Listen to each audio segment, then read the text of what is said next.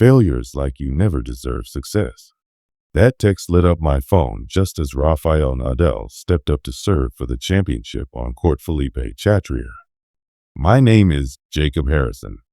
I'm 38, and I had just been fired via text message while sitting courtside at the French Open final in Paris. The message was from Riley Denton, my boss at Gravora Group, a Chicago-based tech consulting firm where I had served as senior strategic director for 6 years. 6 years of building client trust, closing deals, and keeping our European business not just afloat, but thriving. 6 years of sacrificing family dinners to be on 2 a.m. calls with Frankfurt or London. And now I was being discarded with the emotional grace of a parking ticket. I stared at the screen for maybe 10 seconds. The crowd around me erupted as Nadal won the point, but I barely noticed. Then came the second message. You're done. Clear out your desk by Monday. No call. No warning. No explanation. Just a digital hit and run to end a career I had poured myself into. I had earned this Paris trip by landing the biggest client deal in company history. Nexora Labs had signed a $12 million contract with us 8 months ago, a deal Riley himself said would redefine Gravora's global footprint. At our last quarterly meeting, he handed me this French open ticket package in front of the entire company, called me the future of Gravora's international growth. Now he was ghosting me with breakup text like a teenager. The man next to me in the premium seating section looked over.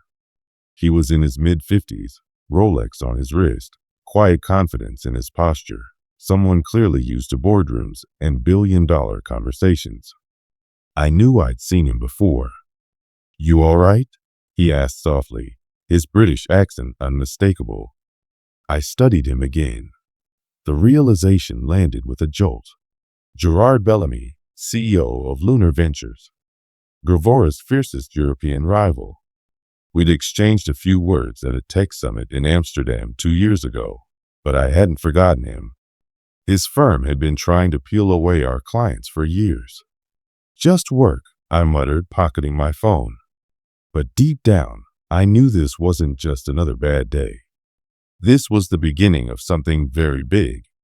Riley Denton had just committed the most career-defining mistake of his life.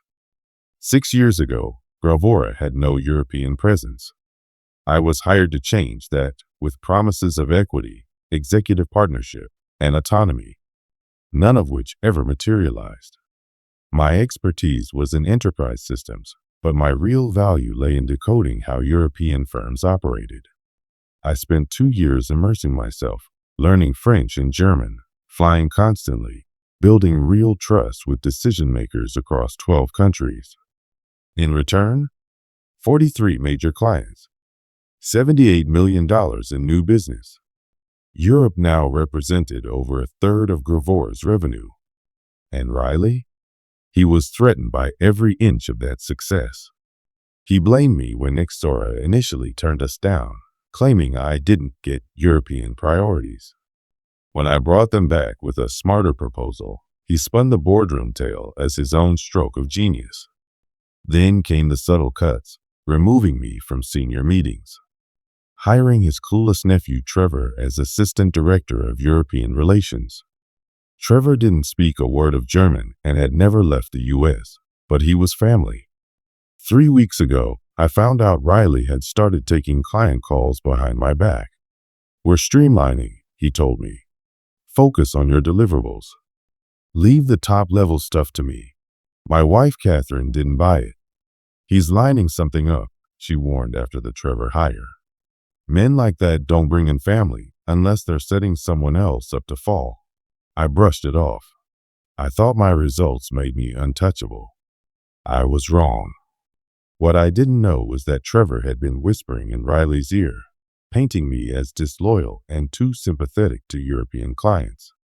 He told Riley that I was putting foreign interests above Gravora's, and that all my work could be managed cheaper from Chicago. The trip to Paris wasn't a reward. It was a smokescreen, so they could cut me loose while I was out of reach. But Riley made one fatal error. He fired me while I was seated next to the one man who could flip this entire mess into Gravora's worst nightmare. I looked again at Riley's texts. The arrogance oozed off the screen. Failures like you never deserve success. Gerard Bellamy was still watching the match, but I could feel his attention shift my way. He had noticed. That's when it hit me. Riley hadn't just terminated me. He had underestimated me. I began thinking through every client. Nexora had stipulated I remain their main liaison. Klaus Weber at Christensen Global said just last month I was the only reason they renewed. Marie Dubois at Hollowgate Systems had lobbied for a contract extension just to keep me as project lead. These relationships weren't replaceable. Riley thought he could just insert Trevor and keep things rolling. He was about to get a harsh lesson. I looked at Gerard again. Lunar Ventures had been desperate to expand into the U.S., but lacked the insider connections. What if I could give them both? As the crowd filed out, Gerard stood and looked right at me. Forgive me, he said, but you look like a man who just got some very bad news. I stood, extended my hand. Actually, I think I just got the best news of my career. I'm Jacob Harrison, or formerly of Gravora Group. He smiled, shaking my hand. Gerard Bellamy, Lunar Ventures. And I have a feeling that formerly is about to be very important. I showed him Riley's messages. He read them slowly, then chuckled. Well, he said, this is impeccable timing. Join me for dinner? I know a place near the Louvre. Game on. Riley didn't even know he was already losing. By Sunday, I was back in Chicago with an offer from Lunar Ventures that eclipsed anything I'd ever imagined. Gerard wanted me to lead their new U.S. expansion. A 30% raise. Equity. Everything Riley promised and withheld. Monday morning, I entered Gravora Group for the last time. The sky was overcast. Wind biting. Riley, Trevor, and HR Director Patricia Wells were waiting in the conference room. Jacob, Riley said, all fake pleasantries. How was Paris? Enlightening, I replied. Patricia slid a packet over. Standard severance. Non-compete clauses. Return of property. You'll see everything's in order, Riley said smug. We're restructuring. Trevor will lead Europe now. Trevor smirked. MBA from a mid-tier school. 0 overseas experience. What about my clients? I asked. They're Gravora clients, Riley said. Trevor's handling them now. I signed the papers without protest. Riley blinked. I have to say, I expected more resistance. No use fighting the inevitable, I said, rising. Best of luck with Europe. What Riley didn't know? I'd spent Sunday reviewing contracts with my lawyer. My non-compete only applied to Chicago-based competitors. Lunar Ventures was headquartered in London. As I boxed up my desk, Trevor strutted around making loud proclamations about revamping European strategy. I let him. By Tuesday, the unraveling began. Klaus Weber called the Gravora main line asking for me. Patricia routed him to Trevor. After a 15-minute disaster call, Klaus rang me directly. Jacob, this boy knows nothing of our arrangement. What is going on? Changes in leadership, I said. I'll be in touch. Marie Dubois called next. If you're not with Gravora, we need to talk about our contract immediately. By Thursday, Riley was panicking, 6 missed calls to my cell. His voicemails were increasingly desperate. Trevor had already offended 2 clients and flubbed a major pitch. But the breaking point came Friday. Nexora Labs sent a termination letter citing material disruption in assigned personnel. That night, Riley knocked on my apartment door. This is absurd, Jacob. You're tearing apart relationships just to get back at us. I'm not tearing apart anything, I said calmly. I'm simply no longer available to clean up after your nephew's mess. What is it you want? More money? A new title? I don't want a thing from you, Riley. You made your decision back in Paris. He walked away like a man who had just realized he made a massive error. But it was already too late. The damage was done, and I was only just beginning. On Saturday morning, I got a call from Patricia Wells. She sounded drained. Jacob, I need to ask you something off the record. Did you know about Trevor's hiring before the announcement? No, why? Because I've been reviewing the files, and something's off. Riley backdated Trevor's start date to 3 months ago, but he actually started 2 weeks back. And his salary's higher than yours was. That stopped me. I had assumed Riley hired Trevor purely out of nepotism. But Patricia was hinting at something far more calculated. What else did you find? Riley's been intercepting your emails for 6 weeks. He set up a forwarding rule to copy all your client communication to himself. He's been telling everyone you were planning to leave anyway. Suddenly it all made sense. Riley hadn't fired me on a whim. He'd been laying the groundwork for months, slowly cutting me out while grooming Trevor. The Paris trip? That wasn't a reward. It was a clean exit strategy. Get me out of the way. Finalize the switch. There's more, Patricia continued.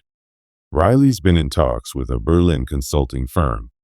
He's selling them our European client list. He told them you were unreliable and that Gravora needed a more professional approach to managing international clients. So it wasn't just about replacing me. Riley intended to offload the entire European division, take the credit, cash out, and walk away. When is this supposed to happen? The agreement was signed 2 weeks ago. Full transfer is scheduled next month. It was diabolical. Fire me. Install Trevor as the bridge.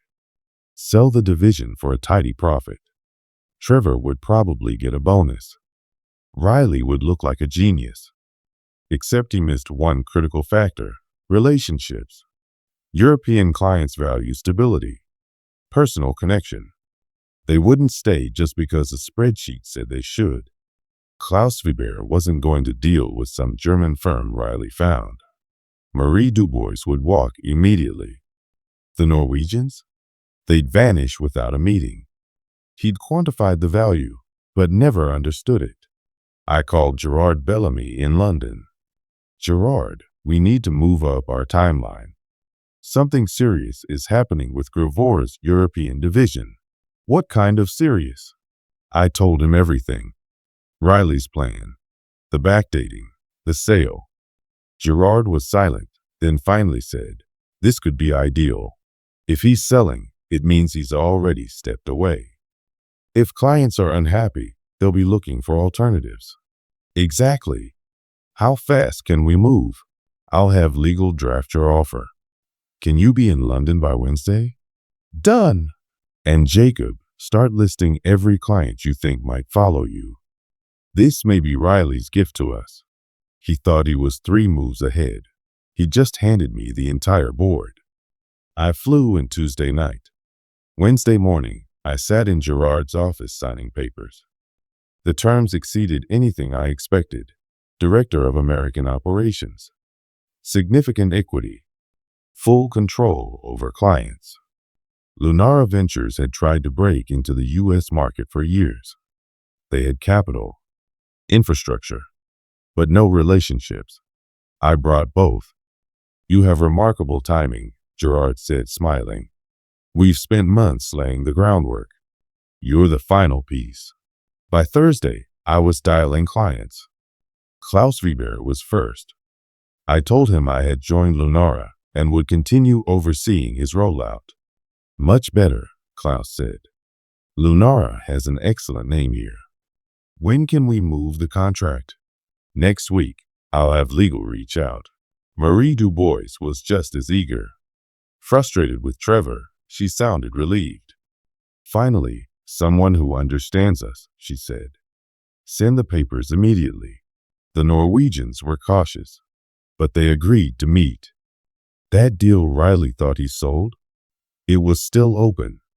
By Friday, I had 6 major clients on board, $42 million in revenue. 3 more had scheduled meetings. Riley had no idea. Trevor, apparently, was flailing. Riley was finalizing the sale. But the trap had already been sprung. Monday was chaos. Klaus's legal team sent termination notices for 3 contracts. Marie demanded all documents be returned.